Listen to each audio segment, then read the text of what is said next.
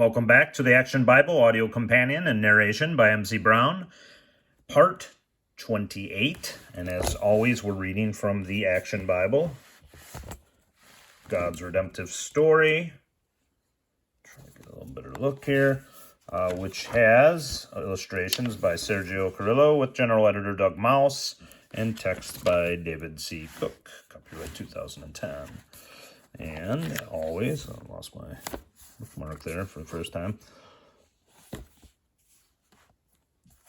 And as always, we are reading lost my page. I'm sorry. There we go. We're on 352, and sorry about that. A few times, no bookmark in there. As always, we're not trying to spoil or step on any toes. We're reading from the Action Bible. We're almost halfway through a 750-page graphic novel adaptation of the Bible itself with all the major stories. Now, they have updated this in a deluxe edition. This is the last regular edition, which is still big in itself. If something happens in the future and I do get a hold of that deluxe edition and narrate that too, maybe I'll have a better idea of pronunciation as I get on there. So as always, I apologize for the mispronunciations. There are many and many hard to pronounce words for a learner like me, as I'm learning some of the stuff for the first time and names and reading them out loud for the first time. So please forgive me for that. Love you guys and appreciate you guys tuning in and listening in and following the playlist. If you've been there since part one, we've been racing along since Christmas of 2021. This, as of record time, is after New Year's on 2022, so we're rolling along pretty good. God's put it on my heart. Easy to read story. Easy for me to say. It's a good story, easy to follow, I should say, story, and fairly easy to read when you're following along. The stories are great. Lots to learn. There's really no commentary. I'm just reading along and just appreciate you guys being here. So without further ado, we're going to jump right back in for part 28 here. We are on page 352. This is a quick recap here. The death of God's king, based on Psalms 27, 46, 84, 2 Samuel 23. After ruling Israel for 40 years, King David dies. He is buried in a tomb underneath Jerusalem. All Israel mourns the death of the shepherd boy who built Israel into a mighty empire. No matter the circumstances in his life, he always gave honor to God. As a shepherd, the Lord is my light and my salvation. Who should I fear? When evil men attack me, they will stumble and fall. When a warrior in exile, God is my hideout and my strength. Though the earth falls apart, the mountains crumble, and the seas rise up, the Lord is mighty to save. Be still and know that I am God. As a king, when one rules over men in righteousness, when he rules in the fear of God, he is like the dawning light at sunrise on a cloudless morning, like the brightness after rain that brings the grass from the earth. At his death, how beautiful is your heavenly kingdom, O Lord! Better is one day in your courts than 1,000 days spent anywhere else. Solomon's wisdom, based on 1 Kings 3. Solomon, the first of David's sons to honor his father in the Lord, is now the holy anointed king of Israel. He takes 3 immediate actions to solidify the status of his kingdom. These 3 steps will mark the rest of his rule. First, to cement an alliance with Egypt, Solomon takes Pharaoh's daughter as his wife. Then, since his father David has not been allowed to build a temple for God, Solomon makes plans for a temple that will be a fitting house for the Creator of the universe. Finally, he goes to the altar at Gibeon to make sacrifices and seek God's blessing. There he prays to God at the altar all night long.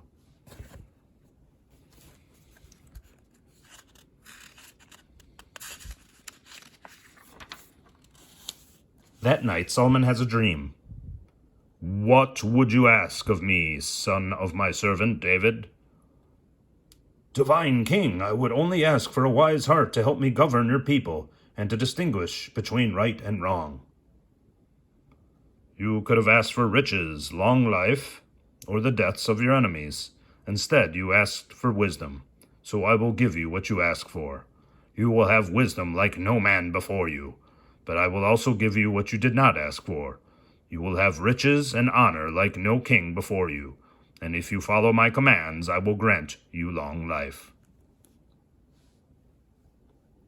When Solomon wakes up at the altar the next morning, he praises the Lord for promising him such great blessings. He prays that God will help him use his wisdom to help his people. Soon afterward, God gives him the opportunity to test his wisdom. 2 poor women each had a baby at the same time. One mother's baby had died, and she now claims the other baby as her own, but nobody knows who the real mother is. "It's my baby." "No, hers is the one that died." "Well, since we have no way to tell who's lying, there's only one thing to do. They'll have to share the baby. Bring me a sword. 1/2 for each of you." "No, don't. Just give the baby to the other woman. Please don't kill him." "That's what I wanted to know. The true mother would rather lose her child to another than let him be killed. Take your baby back and be happy." When the people of Israel heard of Solomon's wise stratagem to find the true mother, they were in awe because they knew he spoke with God's wisdom. Trust in the Lord, not your own abilities. Follow him, and he will make your path straight. The more you are corrected, the more you learn. Only foolish people think they are perfect. A soft answer turns away wrath, but a harsh word stirs up anger. Solomon's Proverbs, based on Proverbs. With his God-given wisdom, Solomon wrote many simple sayings to teach people how to live. A good attitude is good medicine, but a broken spirit dries up your bones. A true friend is one who sticks by you, especially when times are hard. A good reputation is better than great riches. To be respected is better than silver or gold.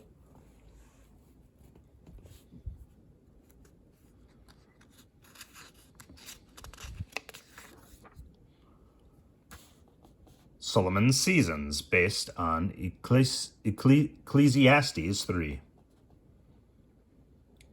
There is a time for everything, and a season for every activity under heaven. A time to be born and a time to die. A time to plant and a time to uproot. A time to kill and a time to heal. A time to tear down and a time to build. A time to weep and a time to laugh. A time to mourn and a time to dance. A time to scatter stones and a time to gather them. A time to embrace and a time to refrain. A time to search and a time to give up. A time to keep and a time to throw away. A time to tear and a time to mend. A time to be silent and a time to speak. A time to love and a time to hate. A time for war and a time for peace. He has made everything beautiful in its time. Everything God does will endure forever.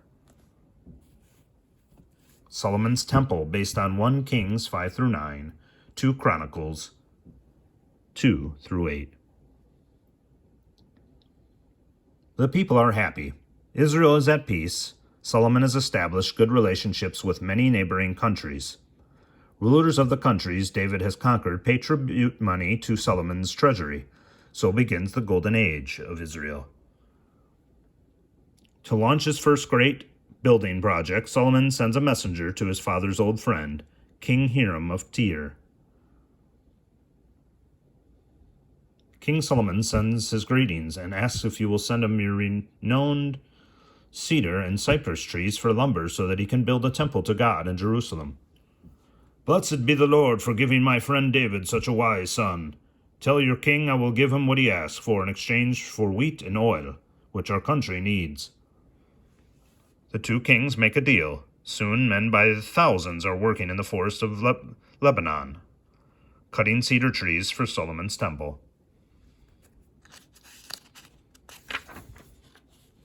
Near Jerusalem, thousands of men toil in great quarries, chiseling out the huge stone blocks needed for the foundation and walls of God's temple.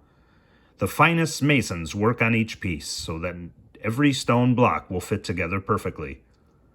The cedars of Lebanon, the finest wood known to man, are shipped from Tyre. Some logs are carved into huge pillars, while others are set into place for the roof. Next, bronze is used for the metalwork. Meanwhile, the finest gold craftsmen in the land are working on all the furniture and necessities for the temple. Solomon's wish is to have all of God's temple gleam with gold. After 7 long years of hard work, the magnificent temple of God is completed. Men, women, and children from all corners of Israel crowd into Jerusalem to watch the priests carry the sacred ark into the temple. Inside, in the Holy of Holies, a dark, windowless, heavily curtained room, the ark is carefully placed beneath the protecting wings of 2 15-foot cherubim.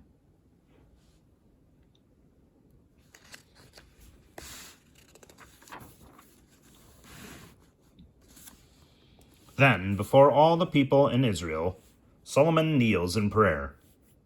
Lord, there is no God like you. Forgive and guide your people, the way you guided Moses, who brought us out of slavery in Egypt. But Solomon's building program does not end with the temple. Soon, a large palace is under construction. I mean to make Jerusalem the most beautiful city in the world.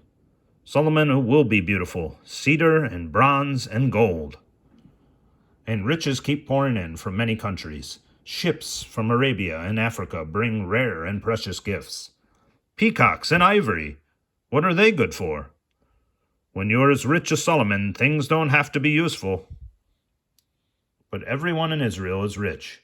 But not everyone in Israel is rich. Outside the city of Jerusalem, people are beginning to complain.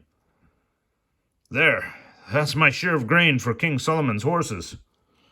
Horses? Between feeding the king's foreign wives, his servants, and horses, there's not much left for poor people like us. But Solomon has even more expansion in mind. Our caravans travel north, south, east, and west, but we have missed one vital trade route. Where? The sea. I've decided to build merchant ships to sail beyond the Red Sea. The fleet is built. Its ships bring treasures into Jerusalem and carry away with them stories of the city's beauty and the ruler's wisdom. The stories reach far and wide, even to distant lands in the Arabian Peninsula.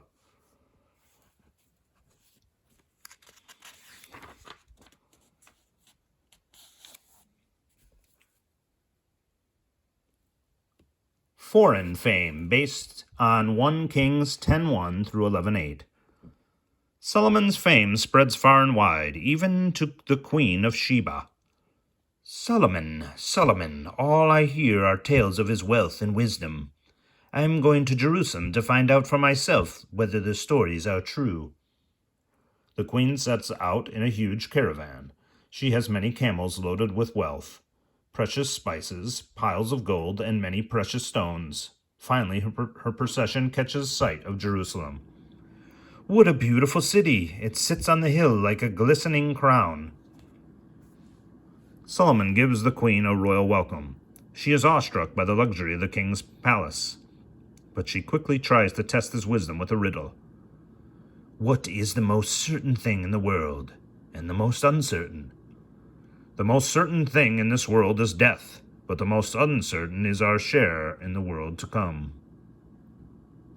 Impressed with his answer, the Queen of Sheba continues to ask Solomon the hardest riddles in her land. He successfully answers all of her puzzles, then takes her for a tour of the city. Solomon shows her the beautiful temple of God and the giant marble palaces, and he displays his thousands of fine horse and the giant marble palaces, and he displays his thousands of fine horses and chariots.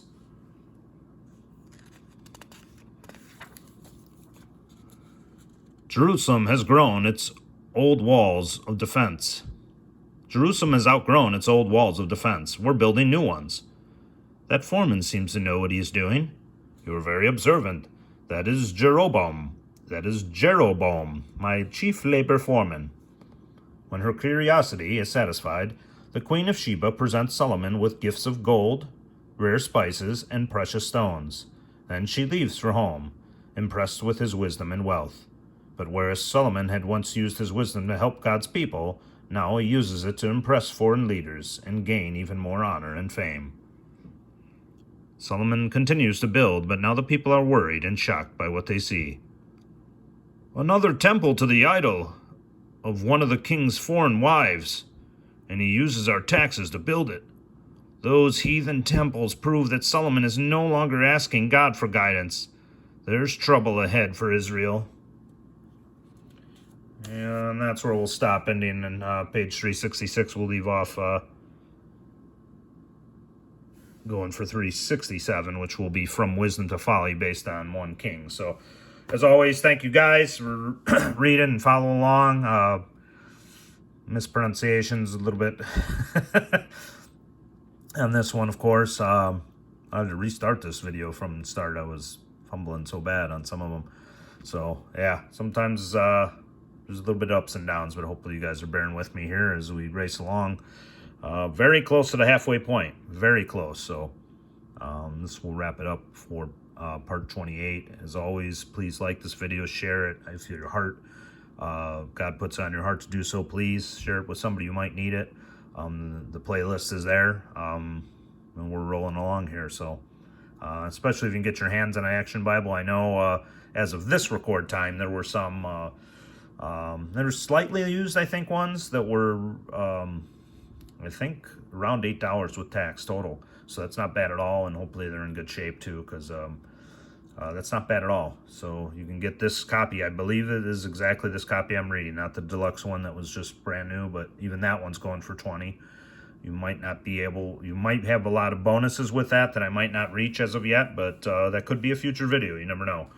But again, I just want to say God bless you guys. Love all you guys. And yes, when we resume, I believe it'll be 29, and that will be From Wisdom to Folly, based on 1 Kings. Thank you all, and we'll see you next time.